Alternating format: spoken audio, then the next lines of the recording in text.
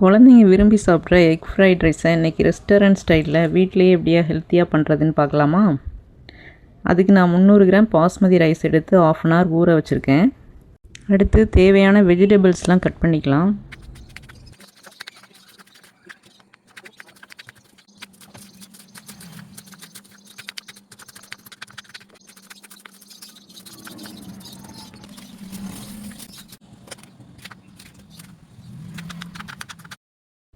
என்னெல்லாம் கட் பண்ணியிருக்கேன்னா, ஒரு பெரிய வெங்காயம், 10 பீன்ஸ், ஒரு கேரட், 5-6 லீஃப் முட்டைக்கோஸ், ஆஃப் கேப்சிகம் அண்ட் கொஞ்சம் ஸ்ப்ரிங் ஆனியன் இதெல்லாம் தான் கட் பண்ணி வச்சுருக்கேன். அடுத்து ஒரு பவுலில் 4 எக்ஸ் சேர்த்து நல்லா பீட் பண்ணி வச்சுக்கலாம். அடுத்து ஒரு பாத்திரத்தில் தண்ணி சேர்த்து தண்ணி நல்லா கொதித்ததும் நம்ம ஊற வச்சுருக்கிற அரிசியை அதில் போட்டு 1 ஸ்பூன் ஆயில் சேர்த்து வேக வச்சு எடுத்துக்கலாம். அப்போ தான் அரிசி ஒன்றோடு ஒன்று ஒட்டாமல் இருக்கும். இந்த அளவு 3/4 பதத்துக்கு வெந்ததும் வடிச்சுக்கலாம். இப்போ பாத்திரத்தை அடுப்பில் வச்சு பாத்திரம் சூடானதும் ஒரு 3 ஸ்பூன் ஆயில் ஊற்றிக்கலாம். ஆயில் ஊற்றிட்டு நம்ம பீட் பண்ணி வச்சுருக்க எக்கை அதில் போட்டு கொஞ்சமாக உப்பு அண்ட் 1/4 டீஸ்பூன் மிளகு பொடி சேர்த்து ரொம்ப ட்ரை ஆகாமல் நல்லா மிக்ஸ் பண்ணி வேக வச்சு எடுத்துக்கலாம். ஒரு பவுலுக்கு ட்ரான்ஸ்ஃபர் பண்ணிக்கலாம்.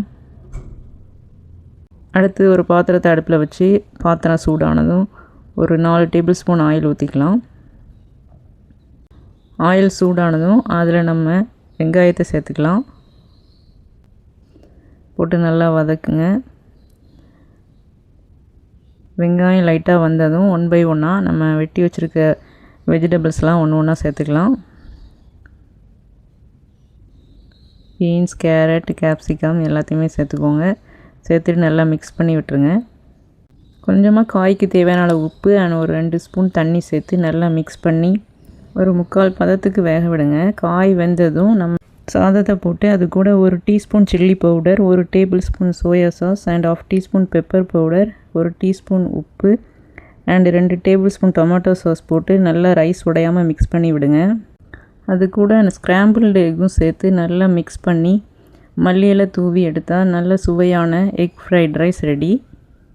இந்த வீடியோ பிடிச்சிருந்தா லைக் பண்ணி உங்கள் ஃப்ரெண்ட்ஸ் அண்ட் ஃபேமிலிக்கு ஷேர் பண்ணுங்கள். இது போன்ற மேலும் பல ரெசிபீஸ்க்கு நம்ம சேனலை சப்ஸ்கிரைப் பண்ண மறக்காதீங்க.